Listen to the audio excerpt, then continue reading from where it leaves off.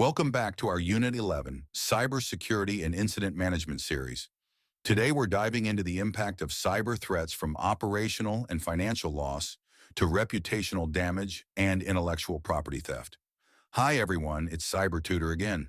If you missed our last video on the types of cybersecurity threats, be sure to check it out so you're all caught up. In today's video, we're going to look at the impact of these threats and how they can affect organizations. Plus, I'll share some practical tips on how to avoid them. Let's get into it. First, let's talk about operational loss. This happens when a cyber attack disrupts day-to-day business operations. Imagine an entire company being unable to access its systems because of a ransomware attack. Employees can't work, customers can't be served, and production grinds to a halt.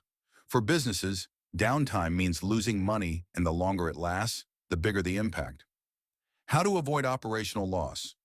Invest in backup systems and ensure you have an incident response plan. Regular system maintenance and network monitoring can also catch issues before they spiral out of control. Next is financial loss.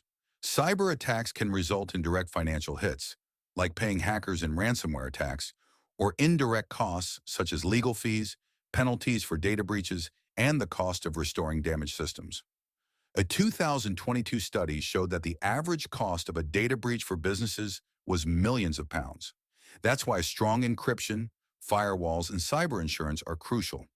One of the hardest impacts to recover from is reputational loss. When customers find out their personal data has been exposed, they lose trust in the company. This can lead to a drop in sales, negative press, and long-term damage to a brand's image. How to avoid it? Transparency and strong communication during and after a breach are key. Always inform your customers about any issues and what you're doing to fix them. But most importantly, prevent the breach in the first place by having strong security measures in place, such as multi-factor authentication and regular security audits. Finally, let's talk about intellectual property loss. Hackers can steal company secrets, product designs, or research data, which could give competitors an advantage or even force a company to close its doors. For example, if a tech company's product blueprints are stolen, their innovation is lost.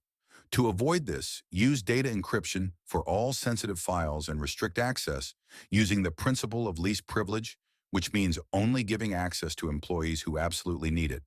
So how do we avoid or minimize the impact of these losses? It all starts with proactive measures. Regular security audits. Always check your systems for vulnerabilities and fix them immediately. Data backups. Regularly back up your critical data so that you can restore it quickly if things go wrong. Employee training. A well-trained staff is your first line of defense against phishing and other attacks. Incident response plan. Know what to do when an attack happens. The faster you respond, the less damage there will be. Invest in security tools. Tools like firewalls, anti-malware software, and intrusion detection systems can stop threats before they get inside. To recap, operational loss disrupts your business, financial loss impacts your bottom line, reputational loss destroys customer trust, and intellectual property loss damages your innovation. But with the right security measures, backups, encryption, training, and incident response, you can minimize the risks. Thanks for joining me today. If you haven't seen the previous videos in our Unit 11 Cybersecurity and Incident Management series, make sure to check them out. Hit like, subscribe, and turn on the notifications so you don't miss out on the next episode, where we'll cover incident response in detail. Stay informed, stay vigilant, and stay secure.